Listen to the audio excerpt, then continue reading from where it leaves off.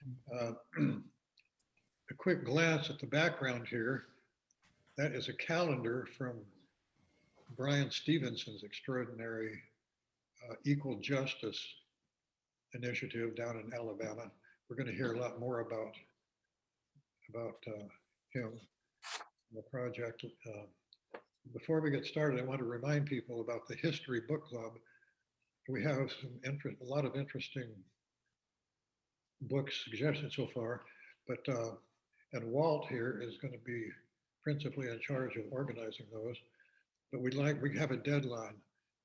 If you encouraging you all to suggest one or more titles for the History Book Club, um, and we're going to talk about it a little more at the end of this session. But we have a deadline of about 5 days from now. So if you can get your titles in by Monday afternoon, say Monday dinner time, that's about 5 days from now. That's the deadline. So keep that in mind, and encourage you to send in your book suggestions. And next week is the final history class. This is number 9 of the 10. Let's see. So I guess we'll go to the review. What did we cover last week? In brief, in the Reconstruction period, we took a look at the 2 different battling plans for how to reconstruct the country, how to reconstruct the Southern Confederate States, former Confederate States. So there was the president's plan, that is President Andrew Johnson's plan, which basically was to issue pardons very readily to even the top Confederate Army officers and the top Confederate government officials, and readmit the Southern states quickly to the Union. The opposed was the Congress's plan, the Congressional plan for Reconstruction. The principal message was to protect the civil rights of the former enslaved people. So there was a battle between those two. And then we looked at, of course, we know that the Union armies, Abraham Lincoln's Union armies, won on the battlefield, but the former Confederate states found a way. They learned how to win in a propaganda war, in the newspapers, magazines, textbooks, advertisements. And just one example, a good one, was the Black Code laws of the state of Mississippi, just 1 year after the Civil War, in which every African American, every freedman was required to sign a labor contract. They had to have an employer, and they had to sign a labor contract with him.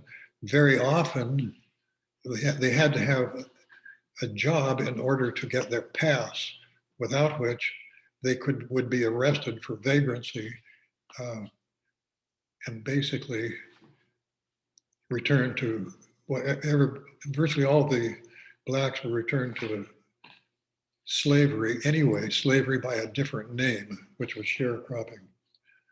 And then we learned that many ways that African Americans, their families were torn apart. And finally, the principal reason for the collapse of Reconstruction, we did not mention all the positive achievements yet. We're going to save that for next week.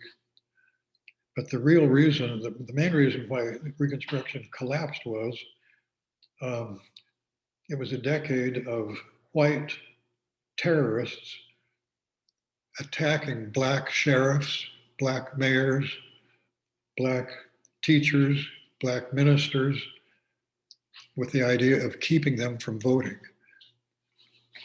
And they were the former Confederates were quite successful. Okay, today, the Reconstruction ended with the so-called Compromise of 1877. The presidential election of 1876 was a huge, bitter, knockdown, drag-out presidential election. The Democratic candidate, Samuel Tilden, the governor of New York, won a huge margin of the popular vote, but there was a stalemate because there was an electoral board and they voted differently. So there were, in other words, there were two complete different sets of voting results that were turned in to Washington, D.C., the one by the popular votes and the other one by the Electoral Commission. And there were 3 states that voted very differently from the popular vote. And that was South Carolina, Louisiana, and of course, Florida.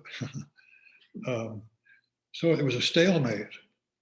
So there had to be a compromise, and the result was that the Republican Party were granted the White House, were granted the presidency to Rutherford B Hayes, the 17th president, correction, the 18th president. So he became the president, even though he had a minority of popular votes. And also, they agreed to pull the Union soldiers out of the South. That was the only, but the principal thing enforcing the freedmen's voting was the army troops of occupation, the Union Army. And the former Confederate States were obliged to promise the freedmen, the former slaves, would have the right to vote.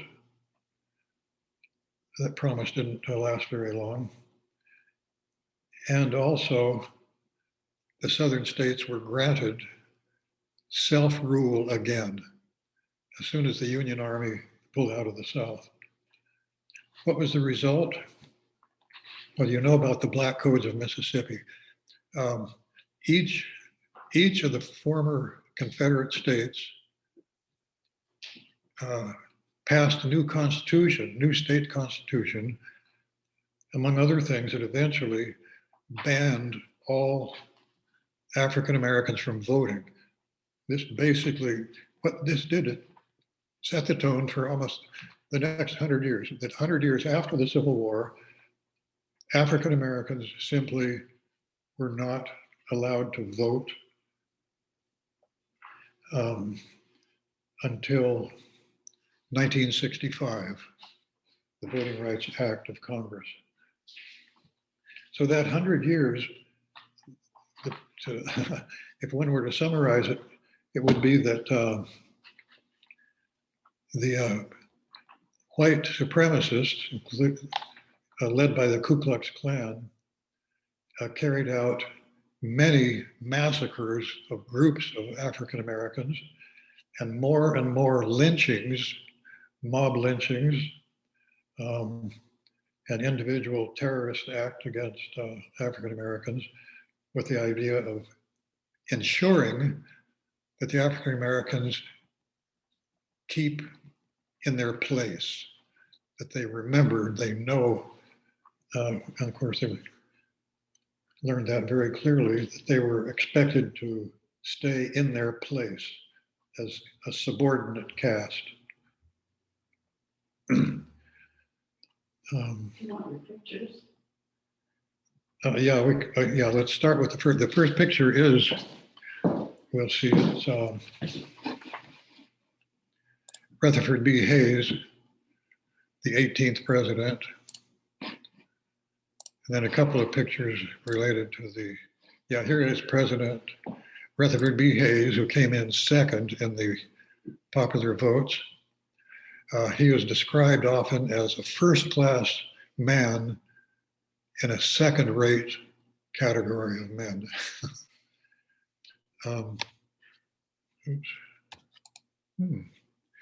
Now here, this map of the Confederate States, and also it includes the 4 border states from Mississippi over to Maryland and Delaware.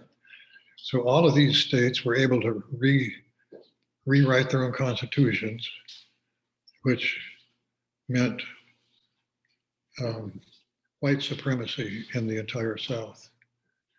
Now there were numerous massacres, like the Vicksburg Massacre. How many of us have heard about that one?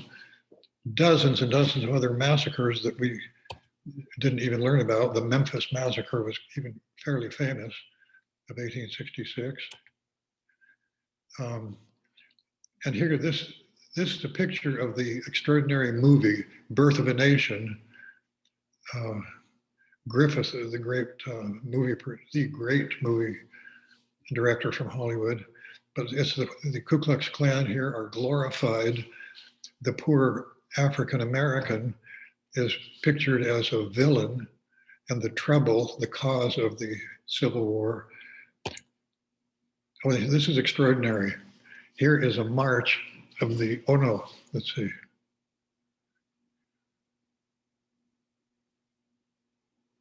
No, we're going to skip that one for the moment.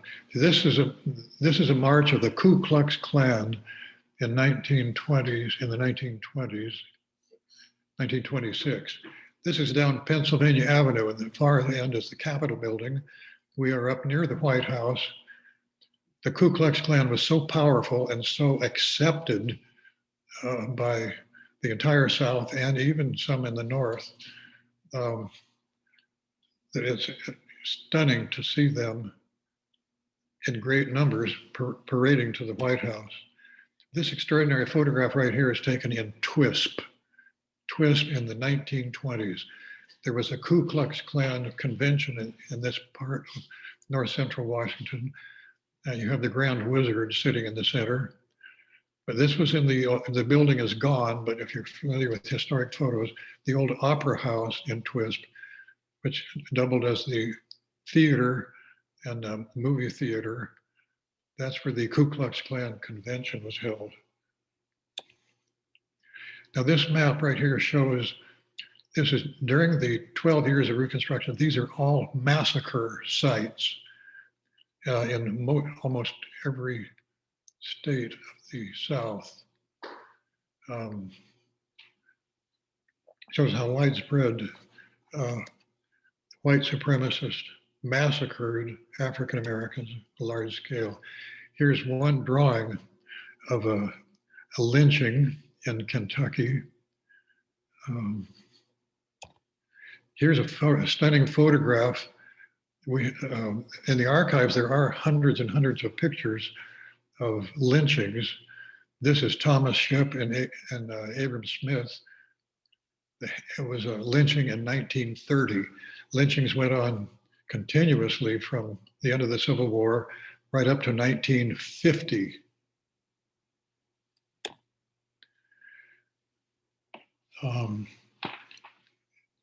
Leasing out of convicts. Convict leasing is another thing that was continuous. It was virtually hiring gangs of slave laborers. Of course, this group was in Alabama. If you drive around the state of Alabama or Mississippi or Louisiana, you see these chain gangs working. Notice the young men, these are quite young men. The second from the left, he has chains around, all of them do, their legs are chained.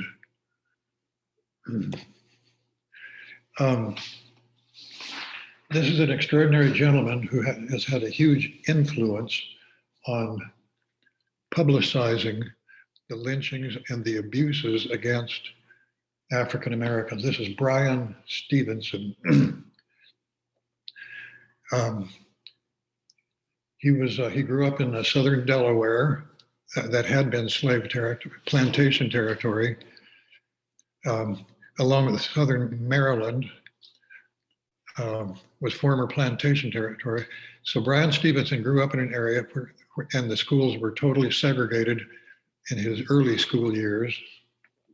He was unusually bright, scholarship to Harvard University. So he was a Harvard-educated African-American, following which he became a professor of criminal justice at New York University at NYU. And he, of course, knew already, but he learned more and more about the state of Alabama. Alabama had the highest rate of death sentences of any state in the country. Alabama had offered no legal assistance to anybody on death row. And it was known that some of the court cases, some of the people on death row did not get fair trials. That's an understatement. And so there were innocent men who were put to death. In Alabama seemed to lead the country in that department. So this man, Bryan Stevenson, decided to devote his life to assisting convicts on death row, and more than that, assisting the poor and minority communities. And the place that he realized needed as much as any was the state of Alabama. So what he did, he decided to move to Montgomery, Alabama, the state capital, the state center for their justice, the Justice Department or Injustice Department. So he actually moved right into the hornet's nest, moved to Montgomery, Alabama, set up his law office. And one of the first cases was this man right here. This is Walter Mcmillan. He was on death row for convicted of murder, and several things were extraordinary. Bryan Stevenson on the right there, this is in the courtroom. Bryan Stevenson had done a lot of research on his case, found out that it was an outrageously unfair trial. Among other things, Walter Mcmillan here, the convict, spent months on death row before he was even convicted of a crime. He spent months on death row before he was convicted of murder. That, of course, is an outrage of law of justice in any state. So in the court case, Bryan Stevenson was able to discredit every element of the prosecutor's case. And so it was like, for the jury, it was a matter of no doubt at all. And this is the book called Just Mercy by Bryan Stevenson. He wrote a detailed account of that court case and how outrageously unjust the trial was in Alabama for Mcmillan. And of course, this had been made into the movie Just Mercy. And of course, many of us here saw this film up at the Barnyard Cinema. Genevieve gets the most remarkable movies, or did and will again in the future. But it was an extraordinary film of this one criminal case. And then Bryan went on after this to prosecute many other cases of people who were on death row unjustly. And in the movie, here, this is Bryan Stevenson on the left in his law office. The man on the right is the actor who played Bryan Stevenson in the movie. This was after the movie. Now here's one of many convicts on death row who was freed thanks to the legal defense of Mr. Stevenson. This is Philip Shaw, who survived death in prison, as it mentions here. Over the years following his first successful case for Walter Mcmillan, Brian Stevenson was able to free more than 135 convicts from death row. 135, he had been devoting his life and career to doing this and other projects as well. But it's when Brian moved to Montgomery, he was harassed mercilessly by the people of Montgomery, harassed by Alabama state officials, Alabama state attorneys, the Justice Department, and received death threats. So it was messages like, Yankee, get out of Alabama. So it was an amazing act of courage to move there. By the way, how many African Americans were victims of lynchings? This is, by the way, and Brian started a museum and the EJI, the Equal Justice Initiative. Now, this marble slab is an important monument down in Montgomery at Brian's museum. These are all documented cases of mass lynchings. What you can read there, Mobile County, Alabama, in 1865, 138 Black people lynched.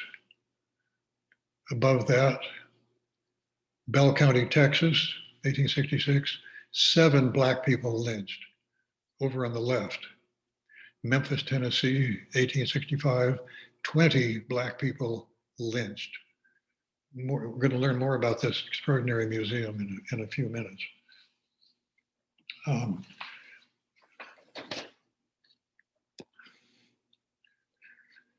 In his museum, these are steel slabs hanging from the ceiling. And there are inscriptions on each of these. What you have here is 513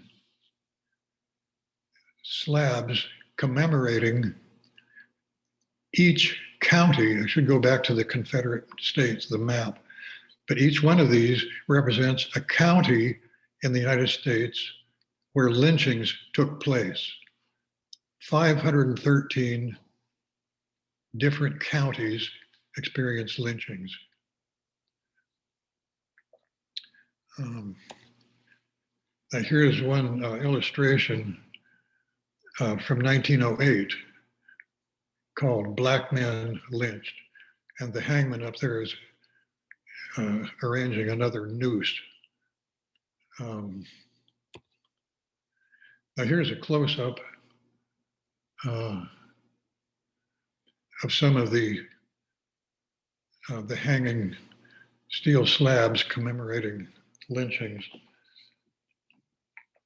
How many individuals were lynched during that nearly 100-year period after the Civil War? Well, nobody knew. Nobody had ever researched it. But one of the many projects that Brian Stevenson did, he had his team, eventually he hired more lawyers and has a team now that's very effective, had them research, and for 5 years project, and they have established that 3,969 African Americans have been lynched in this country, in the South, principally. That's virtually 4,000 African Americans have been lynched, totally, and with virtually nobody paying a penalty for it. How many people went to jail for having lynched? How many whites went to jail for lynching? Virtually none. I'm going to read a quote from Brian Stevenson. This goes back to the days when he first moved to Montgomery, when he first moved into the Hornet's Nest. He said there had been quite a few executions there. And he didn't have any time. He was just setting up his law office. He didn't even have his law books yet. And he got a telephone call. Mr. Stevenson, I've got an execution date in 30 days. Will you please take my case? I said, look, I'm sorry, we just opened the office, don't have any space yet, don't have any assistant, any lawyers. The caller on the other end got really quiet, and then he hung up. I was unnerved by the conversation. When I came back the next day, he called me back and said, Mr. Stevenson, I'm begging you. You don't have to tell me that you can win. You don't have to tell me that you can stop my execution, but please tell me that you will fight for me.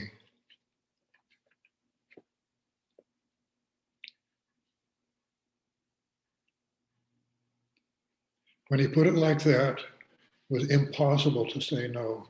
So I said yes.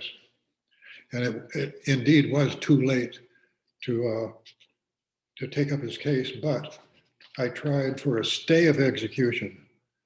One court system after another said same thing. It's too late. Sorry, it's too late. It's too late. It's too late.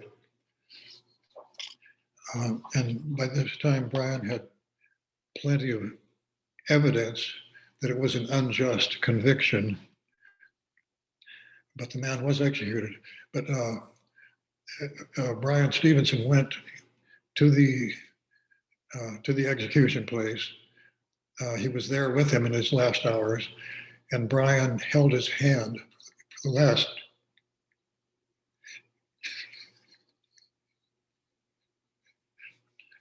the last 15 minutes that he was alive.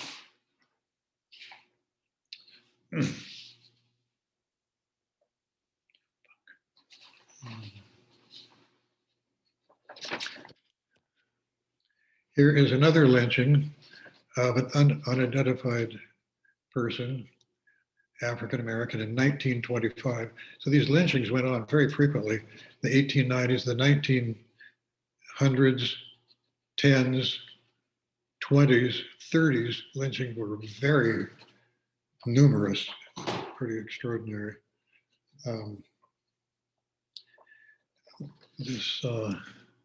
Here's another amazing photograph of a lynching.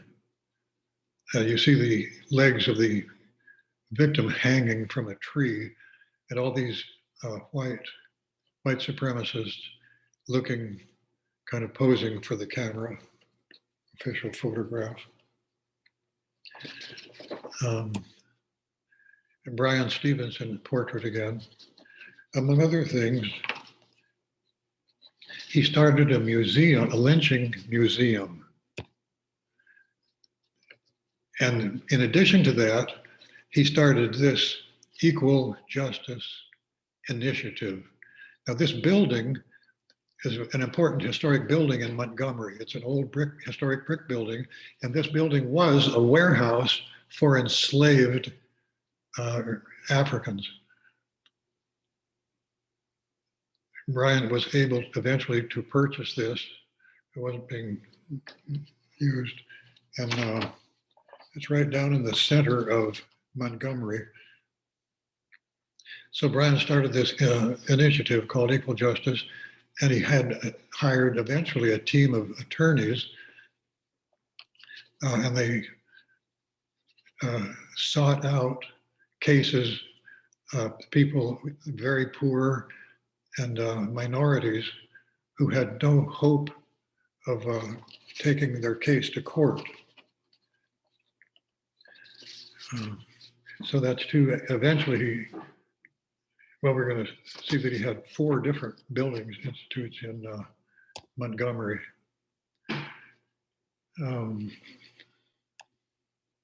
Now here's Bryant Stevenson. Notice in the background, you see jars. They are 2-quart jars size, and they are all filled with dirt. Now this was an amazing creative idea that Bryant Stevenson came up with.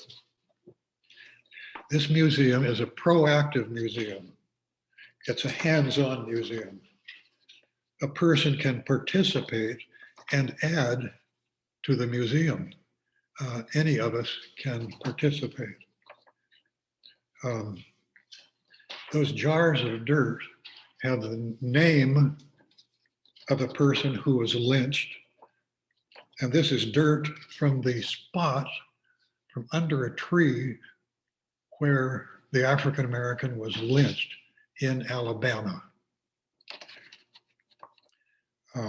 So any visitor can come in, learn about this, and volunteer to take, and the person would get an empty jar, the name of the victim who was lynched, a little bit about the person, so a participant can learn about a victim of lynching, and given the exact location of where to go. And just, I'm going to describe one example. A woman went into the museum, had no idea about this. She saw all these jars of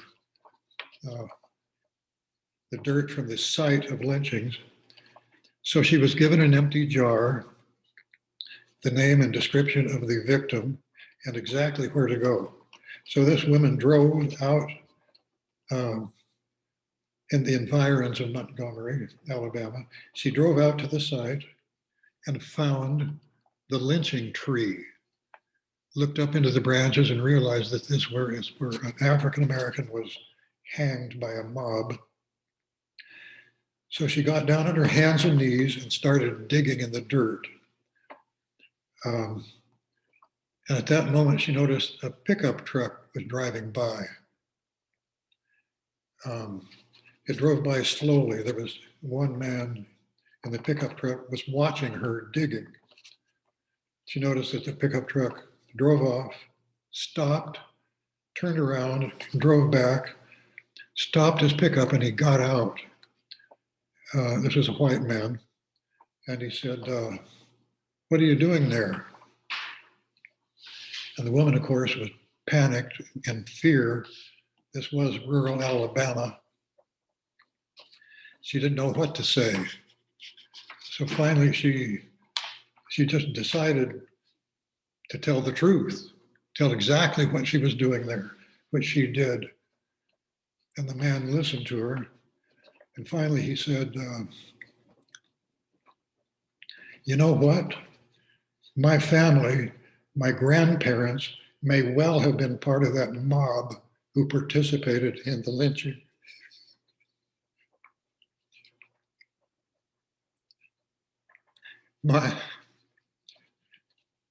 Mind if I help you digging?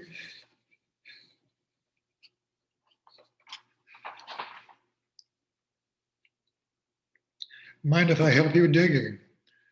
She said, "No, of course not." So he got down on his hands and knees and helped fill her jar with the dirt. That is how one of these jars you're looking at came into the museum. This is another lynching. This is a illustration. This is a woman being lynched. It was not uncommon to have women and even children victims of lynching. This is not in Alabama. This is in the Darlington courthouse in South Carolina. If you look at these 5 jars right here, these are all women.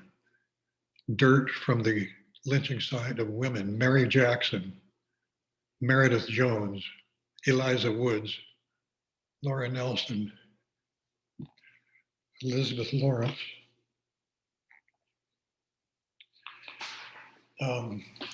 This museum there's no museum like this in the world. Amazingly creative idea that Bryant Stevenson came up with. He was just an extraordinary person, is an extraordinary person. Here is, as I mentioned, there are now 4 buildings in Montgomery. This is the Legacy Museum created by Bryant Stevenson.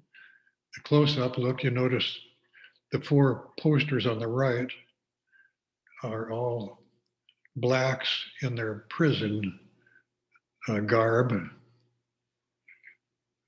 The Legacy Museum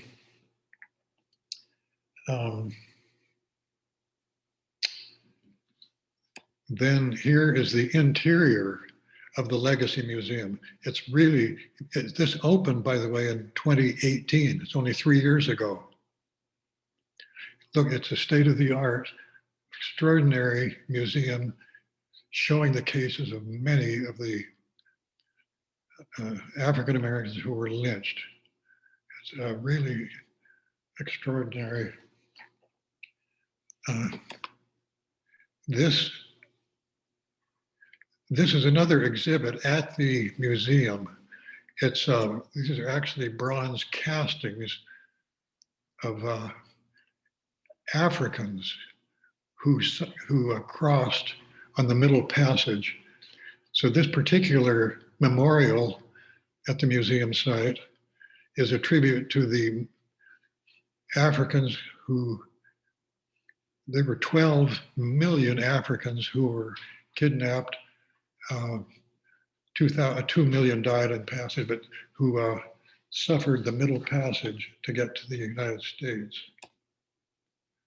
By the way, Brian's project includes a lot of other projects, like he undertook fairness for criminal justice reform. He objected to sentencing children to die in prison. Here is a young person. 7 teenagers were able to be executed in Alabama. 17 years old, 17 and 18 years. Now here's a map of downtown Montgomery. Very interesting. You notice this is the Alabama River that runs through town. You notice the Legacy Museum that we just saw. That's right virtually at the banks of the Alabama River. Then you have the Legacy Pavilion.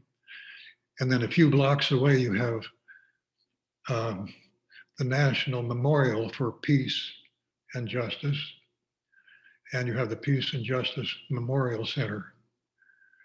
For all these elaborate establishments created by Bryant Stevenson and his staff. The location is interesting. If you look at the Legacy Museum, that's right near a landing where for more than a century, for a century and a half, where enslaved Africans were brought, unloaded, so they walked up the dock into Montgomery here, into this large brick building. It was a warehouse holding pen for slaves. And now that same building is used as the Legacy Museum. Legacy Center. Also nearby is, let's see, I have a picture of it. Yes. Montgomery had one of the biggest slave auction centers in the United States. And this is Court Square, right near the museum. This is another slave auction. This is in New Orleans, but you notice the slaves were frequently dressed up in formal attire with top hats. It's kind of startling to see. And then the slave women over on the right. This right here, this is on a street corner. This is a slave auction block, still standing there today. It's in Fredericksburg, Virginia. And there were, of course, many, many slave auction blocks and auction sites, but virtually all are gone, either demolished or just worn out. But this is one that's still, that you can see, visit and see, where on this stone block, African slaves or American enslaved Americans stood on this block. It's very sobering. It's wonderful possibility to visit that. Also, in Washington, D.C., when I was going to Georgetown University, there was right on M Street in Georgetown, that's the neighborhood where Diana grew up. There was an old historic brick building. There were no signs, no historic marker, no signs, anything, but that had been a slave warehouse and a slave auction site before the Civil War.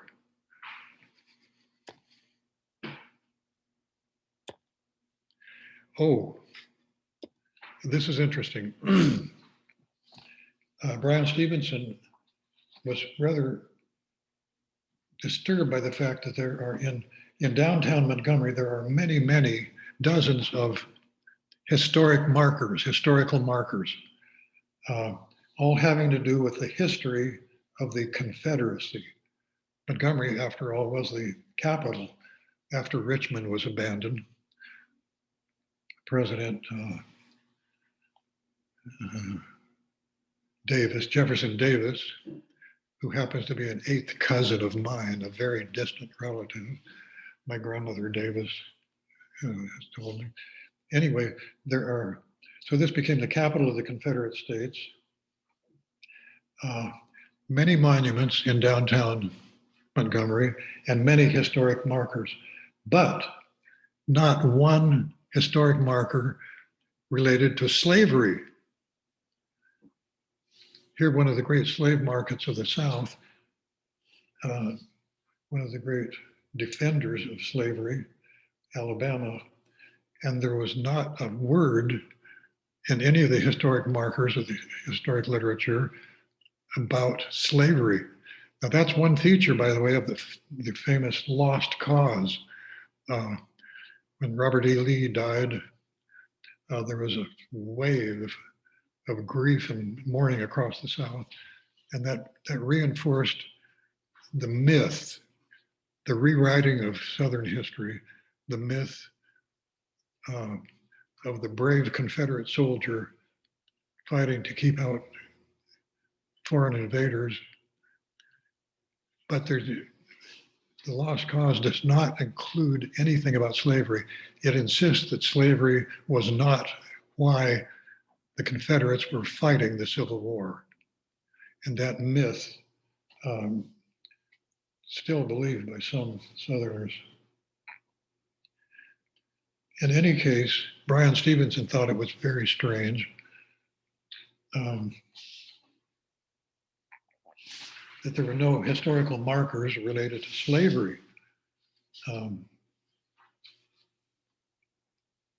And so he proposed 3 sites in Montgomery where there should be historical markers commemorating slavery. So he proposed this to the state of Alabama, the Alabama Department of Archives and History, and they told him they didn't want, this is a quote, they didn't want to sponsor the markers given the potential for controversy. So Brian kept going back and back, and he kept getting rejections, one rejection after another. Finally, Alabama agreed, and it was the year 2013, 8 years ago. Finally, this happened. Here is Brian Stevenson with the first historic marker, the Montgomery slave trade. And those 3 have been erected. Here's another one. It's being erected in 2013, 8 years ago. Warehouses used in the slave trade. and that large brick building to the left, as we've seen before, that is a center for the Equal Justice Initiative. And here, this is the grand opening. This is an interesting photograph. You have an audience of African-American dignitaries, leaders in the civil rights movement, with Bryant Stevenson on the right here.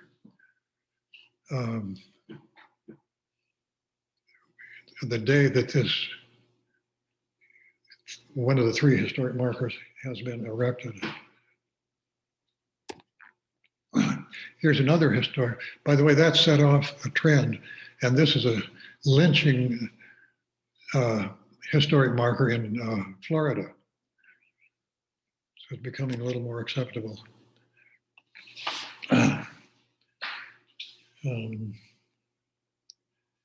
Actually, I want to read, let's go back to this one. I want to read a paragraph from Bryant Stevenson himself. This gives a bit of an overview of what we're doing in this course. Pursuing the story, the history of Blacks in America that we never learned in school, and the systemic racism, the structural racism, and Bryant gives a very interesting view of it. And it's also, I remember when I was teaching in my first teaching job at Booker T. Washington Senior High in the ghetto in New Orleans, more than 2,000 Black teenagers, not one white student. When Mrs. Calvin told me, Bill, you'll never know what it's like being a Black in America, that has pursued me all this time. And so this is an inkling from Brian, an inkling what it felt like to be a Black in America. He says there's a presumption of guilt that many Black and brown people in this country are born with, that follow you wherever you go, not just the police stop and frisk victims, notably in New York City, but it's going into a department store where they walk behind you, where you are looked at suspiciously. It's all the fear and anxiety that is triggered when you walk into the room. It's always being suspected of being a villain. It's being the school student who is being punished, suspended, and expelled. All of that creates this burden, this weight. People are being told by their government over and over again. Some were arrested in the stop and frisk cities. Some people were arrested 10, 20, 30 times. The message is clear. We do not trust you. We do not believe you.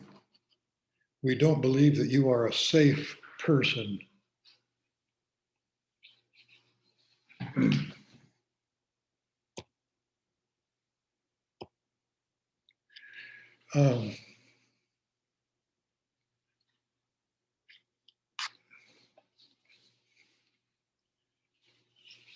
We're going to go to Flint, Michigan.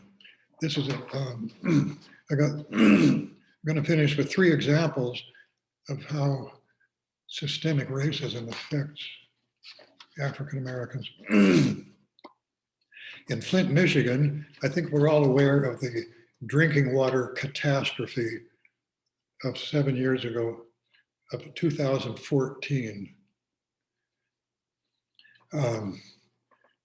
Bring it up to date.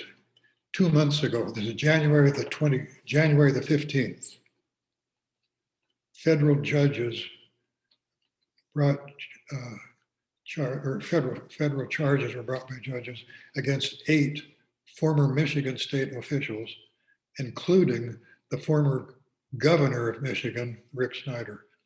Now, what happened, of course, in Flint, it's a African-American majority population. By the way, that's the picture you see on the calendar behind my head. And if you have trouble reading the message, 5 years too long, Flint is still fighting. Flint is still fighting. These are some of the victims of the poison water catastrophe. Uh-oh. Oh, the picture is stuck. What happened was in 2014, thank you. This, by the way, is the former governor of Michigan, Rick Snyder, who has been indicted for deliberately contributing to the deaths of 12 people and 80 people who were seriously sickened with Legionnaire disease. Okay, what happened? The untreated water from the Flint River, it caused lead to leach out of the old water pipes, poisoning the water supply, poisoning the drinking water for the city of Flint.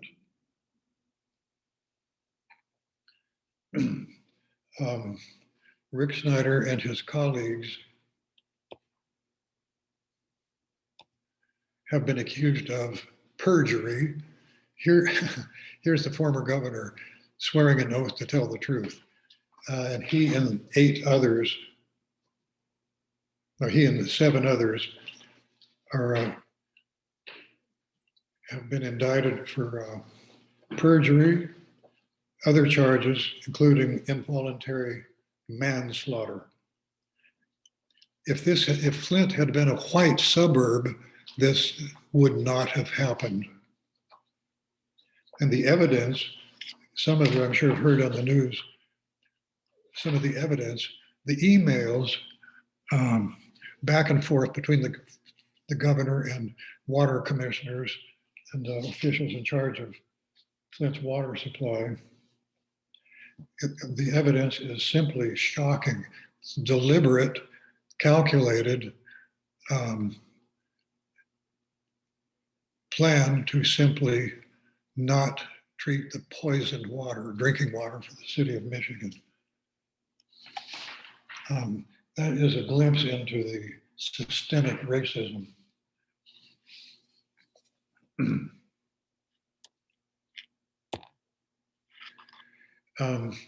One other interesting episode, Isabel Wilkerson's extraordinary book, Caste, has numerous examples. This is one example that she gives in her book. Back in 1910, there was a heavyweight boxing championship, a boxing match in Reno, Nevada, 4th of July, 1910. And that of course, was right in the heart of this era of racial hatred across the country. So the boxing match, an African-American boxer named Jack Johnson was fighting against James Jeffries. James Jeffries the press really hyped this up and hyped up the white man, James Jeffries, as the Great White Hope. Anyway, the boxing match took place finally on the 4th of July, and unexpectedly, Jack Johnson knocked out the Great White Hope. And the reaction is what was shocking to me. The reaction was there were riots across the country, north and south. There were 11 separate riots in New York City alone, where whites set fire to black neighborhoods and actually tried to lynch 2 African Americans. All of this over a boxing match, the defeat of a white man. But the message is clear that that we all got, namely, blacks in America, you must know to stay in your place. Personally, I don't know of any whites who received a good sportsmanship award for that reaction. Structural racism.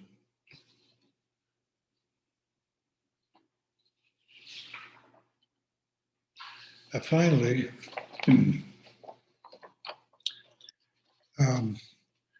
on the radio news, this was October, this is about 5 months ago, on October 17th, 2020. The news, it said, Wayne Bryant, was an African-American prisoner, was released from jail on Thursday. He had spent 20 years in prison in the Louisiana State Prison. That's the famous Angola. Spent 20 years in a state prison for stealing a pair of hedge clippers.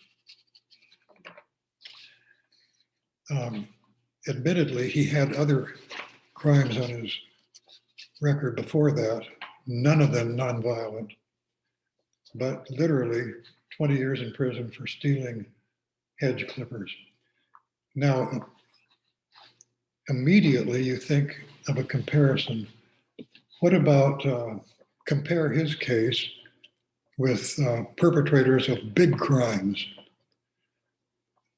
corporate crimes, business crimes that cost families, individuals, communities, tens of millions of dollars? How many of those white-collar criminals are in prison? And you have this gentleman in prison for 20 years for stealing hedge clippers. The big question is, what kind of criminal justice system do we have in this country? Well, Brian Stevenson in this picture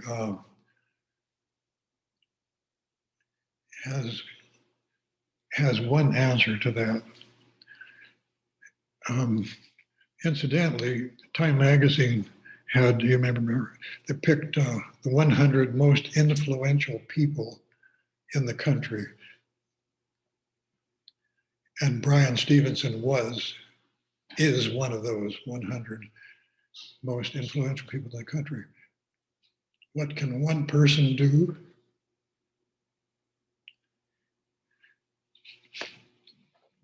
Brian Stevenson shows us what one person can do.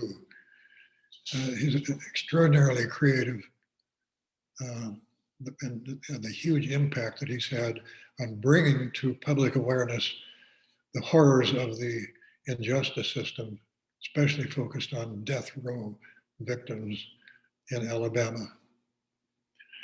All right, let's go back to Deirdre. Oh, that was heart-wrenching. Really hard to hear a lot of that stuff. Wow. Thank you, Bill. I remember when that Flint water issue was going on, and I saw Obama went there and he drank the water, and I was just appalled that he did that. It's like so sad. We need thousands of Brian Stevensons, right? That's right. Yes. Yeah. Great. It was wonderful of President Obama to do that, to go to Flint and drink the water. That's really making a statement. Another important person who's made a difference, one resident of Flint, Michigan, is Michael Moore, and one of his extraordinary films was about the outrage, the drinking water catastrophe in his hometown. He was really effective.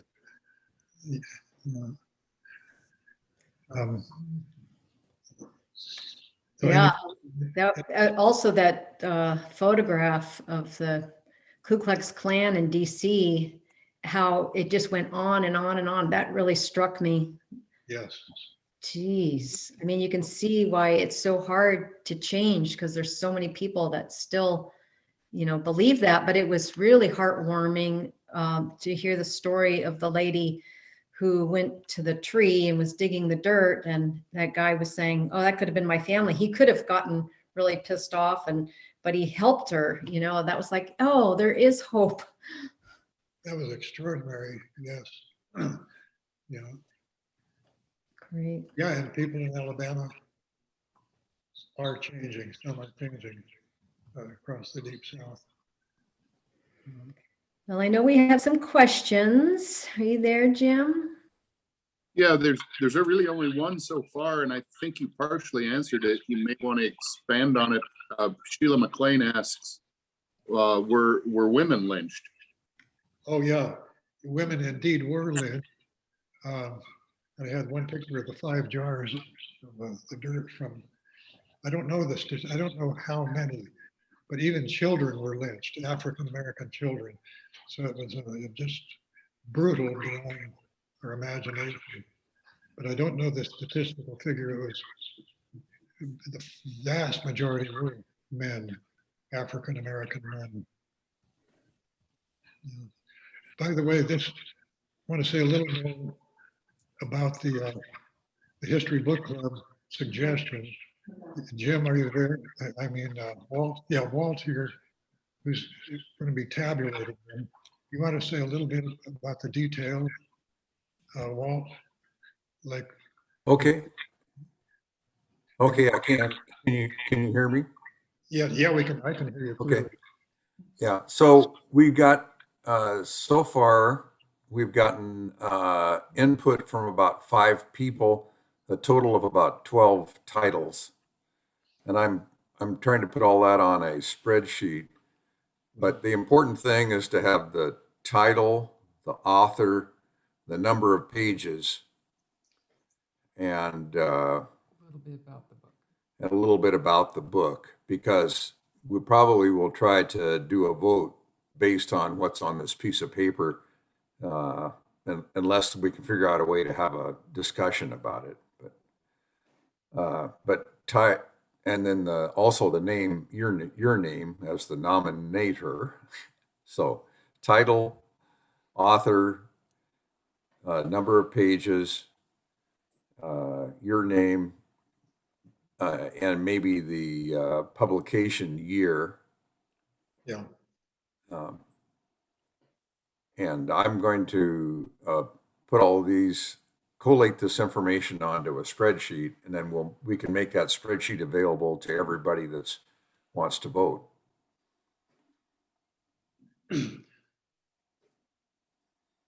Good, and their deadline. We'd like to get these all in within the next 5 days. So if you think do it today and tomorrow would be great. Yeah, if I get the information by Monday dinner time, then I'll get that all collated and maybe get it out by late Tuesday next week. And then I don't know, did you want to, we'll try to do something on Wednesday? Yes.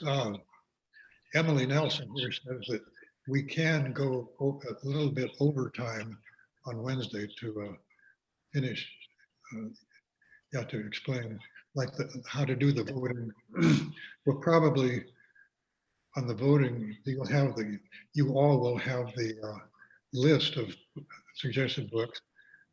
Put like your preference, number 1, put a number 1 in front of your top preference, number 2 and 3. So you can vote for actually as many as you want. 3 to 4, 5, 6, 7. Well, it would be probably be a little more manageable if you limited your votes to 3 or 4. Yeah. Okay. I'm not trying to pile on work on Walt. Okay, thank you, Walt, for the correction. It will take 2 to 3 weeks, 2 to 3 sessions to do cast. It's got lots of pages, beautifully written, and I think a must read for everyone. It's brilliant. Is that, which one is it? Cast by Okay, Isabella Wilkerson. that's right, Julianne suggested Cast Mhm. by the great Isabel Wilkerson. That book really should be a required reading for Americans. I think so. Yeah, but it'll take a couple of, if not 3 sessions to work through it. It's a hefty book, but it's an important one. Yeah. Oh, one thing I was going to mention about the book Cast. Today, I mentioned quite a bit about the lynchings. I decided not to, I could have included a lot of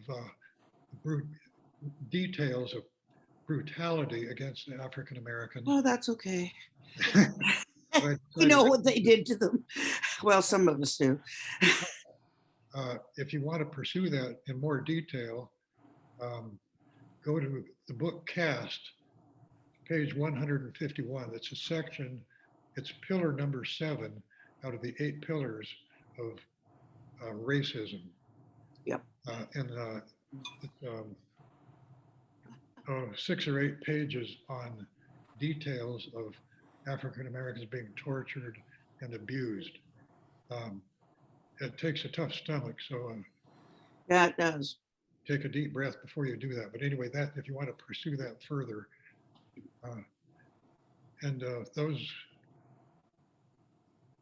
the least, I figured the least we can do is get acquainted with as much as we can stomach of what the African Americans have had to put up with. Yeah, thank you, Julianne. Yeah, I was going to also suggest, I put it in the chat, the film about Billie Holiday, the black jazz singer. Yes, She died in 1944. And she wrote a song called Strange Fruit that the FBI relentlessly pursued her and eventually jailed her over singing because, quote, it riled up the white audiences. that's right. Strange Fruit, of course, was the black men hanging in the tree. Uh-huh. Yeah, thank you. Oh, what Walt has put on the screen is the spreadsheet. You have on the left the title of the book you suggest, and I encourage more of you to email in your book suggestions.